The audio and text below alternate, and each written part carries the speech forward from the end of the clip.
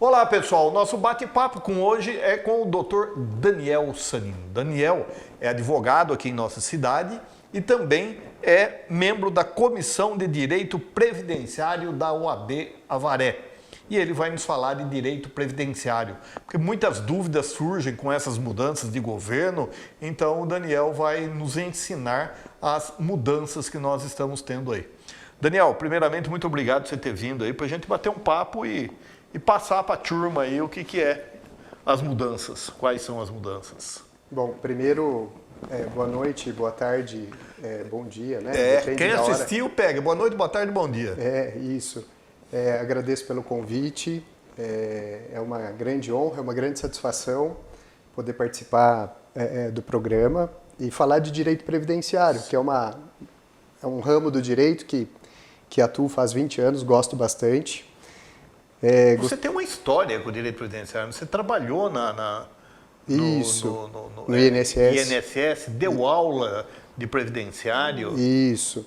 Em 2003, eu ingressei nos quadros de servidores do INSS, na condição de técnico do Seguro Social, onde eu permaneci até 2015 para assumir uma serventia extrajudicial.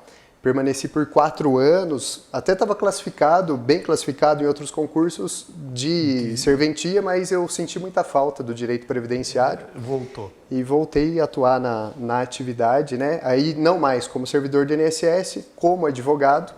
E nessas idas e vindas, acabei recebendo o convite do Pedro Alarcão, né, o presidente aqui da nossa subseção, para presidir a Comissão de Direito Previdenciário, o que faço desde a metade do ano passado.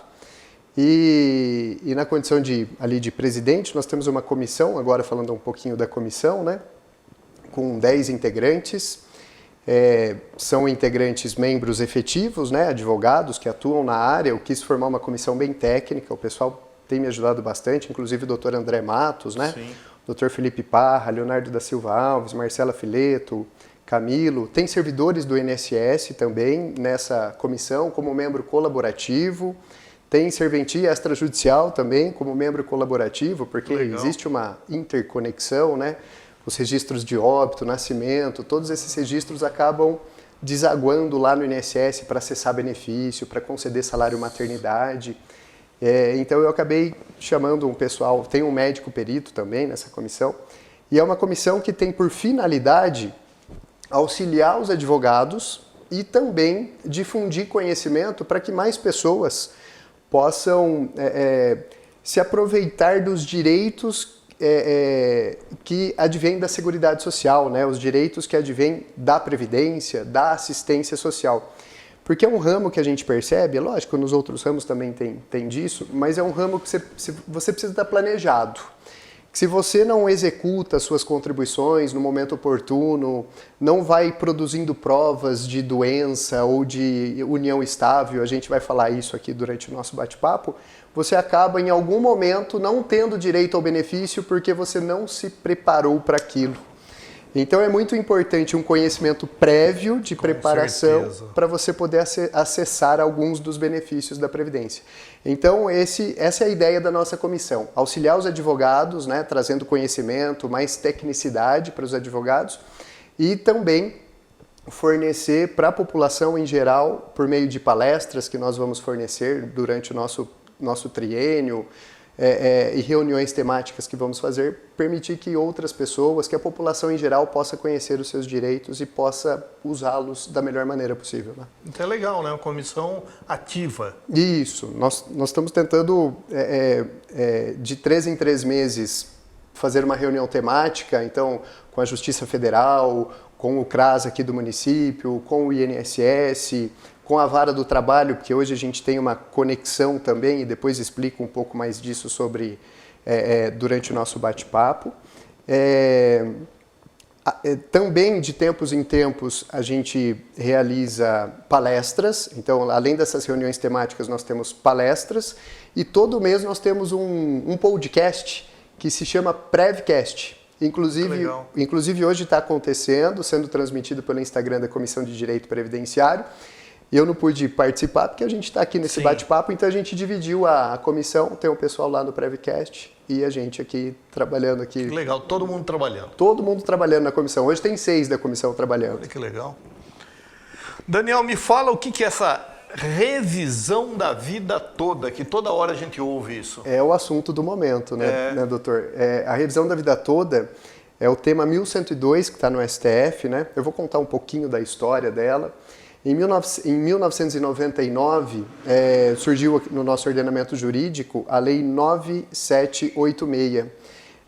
E ela mudou substancialmente a forma de cálculo da Previdência Social, dos benefícios da Previdência. Acho que até o doutor que não atua na área, mas quantas vezes já escutou alguém falando, entra para o cálculo da minha aposentadoria os últimos 3 anos. Isso. Né? Antes dessa lei de 1999, de fato era assim. Mas isso já não é assim desde 1999. Então já são 24 anos que o cálculo mudou. Agora não são mais os últimos 3 anos. De 99 para cá, a gente fazia um recorte, né, de julho de 1994, que é quando foi instituído o Plano Real aqui no nosso país, até o mês anterior ao da aposentadoria, fazia uma média das maiores contribuições que estavam dentro desse período e o benefício era baseado nessa média. Essa lei 9786, ela trouxe a seguinte questão, olha, quem começou a contribuir depois de mim, depois de 99, quem começou a pagar INSS depois de 99, todo o período é pago, todo o período é computado no cálculo. Então, por exemplo, o Wagner começou a contribuir no ano de 2000 e contribuiu até 2030. Tudo isso entra no cálculo, selecionaria os 80% maiores salários de contribuição, faria uma média com isso e dali eu extrairia o valor do benefício. Para aquelas pessoas que já estavam contribuindo antes da lei, mas ainda não tinham as condições para pedir o benefício até o momento daquela lei, ela trouxe uma regra de transição. Eu estava saindo de uma forma para outra, então para maciar, né, essa transição, faz-se a regra de transição. E disse o seguinte, para essas pessoas que já pagavam e que vão perfazer os requisitos para aposentadoria depois da lei, eu não vou pegar todo o período, só de julho de 94 para frente, instituição do Plano Real para frente. Acontece que muita gente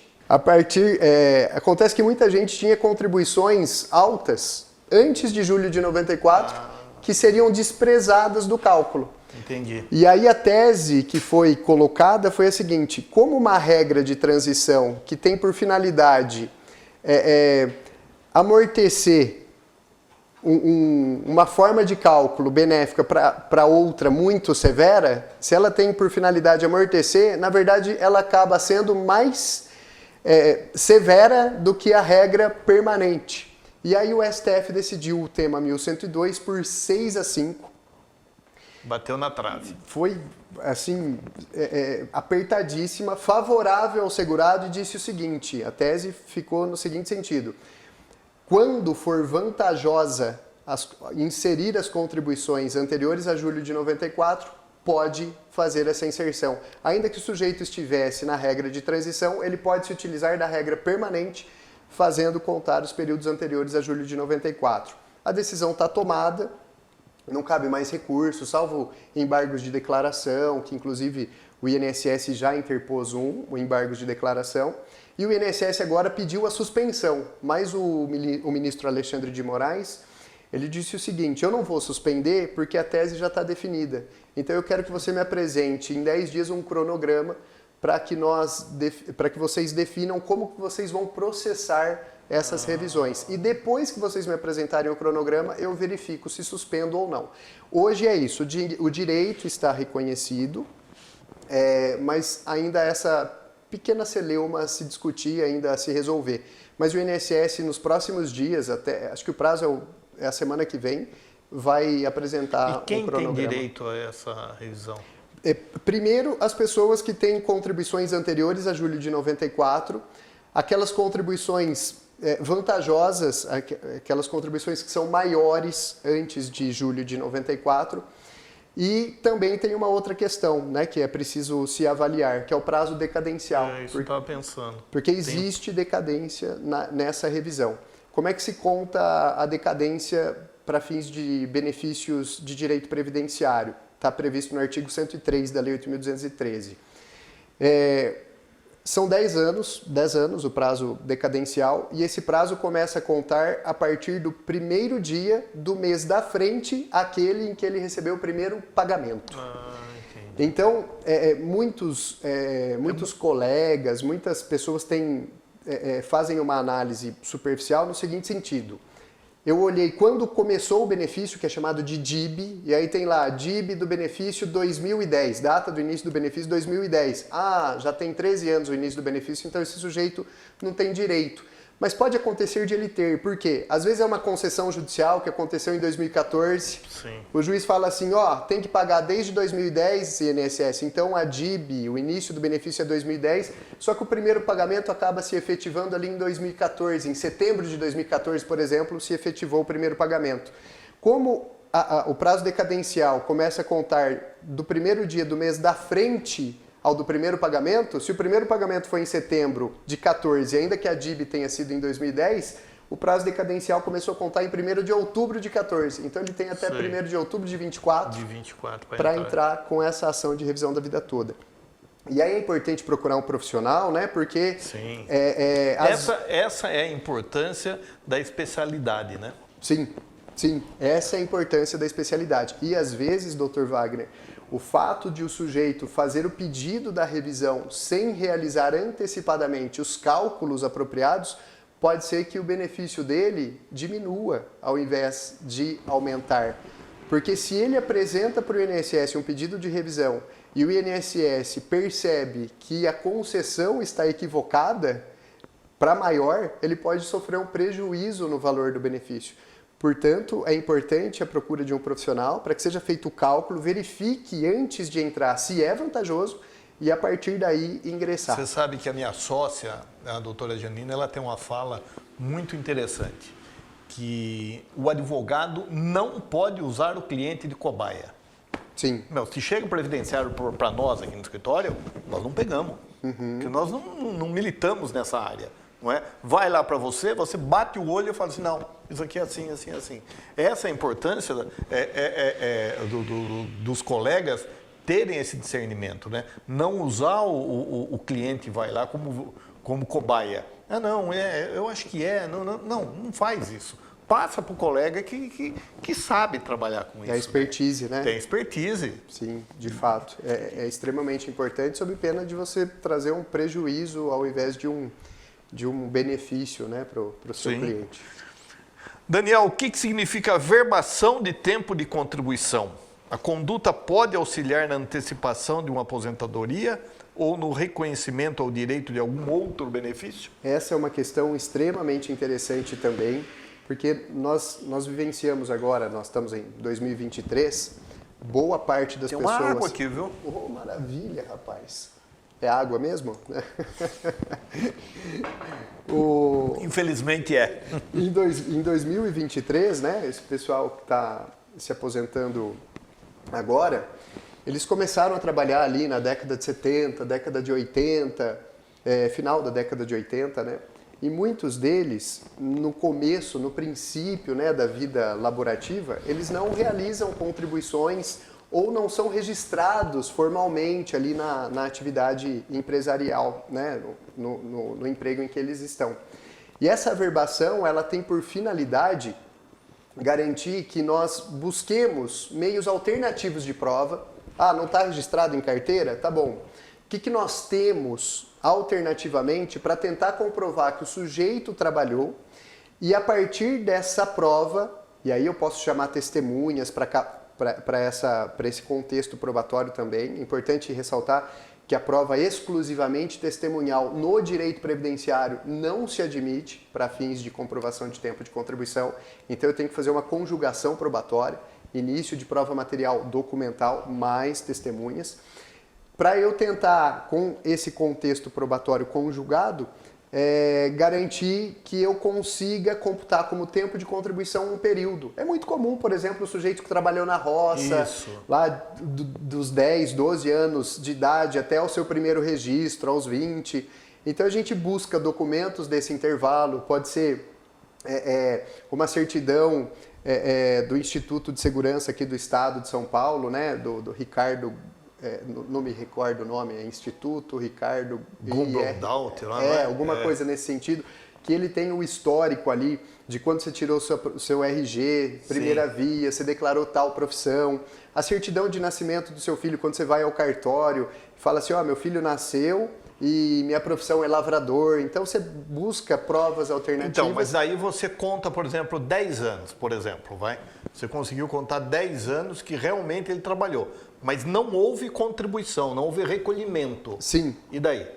Quando eu trabalho na condição de empregado, a obrigação pelo recolhimento seria do empregador. Então, se eu conseguir comprovar o vínculo de trabalho, presume-se o recolhimento efetuado, porque não seria obrigação do empregado o recolhimento. Isso na lei atual, 8.212, mas nas leis pretéritas a obrigação também já era do empregador. Mas não está tendo alguma coisa que eu ouvi, tipo assim, você trabalhou na roça, você quer contar esse tempo, você faz o recolhimento. Você não necessariamente, você precisa indenizar o tempo que você trabalhou na roça quando você vai levar esse seu tempo para outro regime de previdência. Para aposentadoria no INSS, basta a comprovação do intervalo. Porque aqui, por exemplo, nós trabalhamos com servidor público. É exatamente isso. Quando ele traz de lá para o servidor público, ele tem que recolher, né? Ele tem que fazer a indenização para o INSS. Então é isso. É exatamente nesse ponto. Eu reconheci um tempo de atividade rural dos 10 aos 15, hoje ele é servidor público, ele quer trazer esse tempo que está lá no INSS, o INSS que valida esse tempo. Ele faz a prova desse tempo no INSS, o INSS fala, você vai contar aqui? Ele fala, não, eu quero levar esse tempo lá para o meu regime próprio de previdência. Exato. SPPrev, Avareprev. Exato. Tá bom. Então, como você vai querer uma CTC, uma certidão de tempo de contribuição, para transportar esse tempo de um regime para o outro, você precisa indenizar. Se for usar dentro do INSS, não necessita de indenização. Pessoal, papo muito interessante aqui com o Dr. Daniel. Voltaremos já no próximo bloco. Aguardem aí.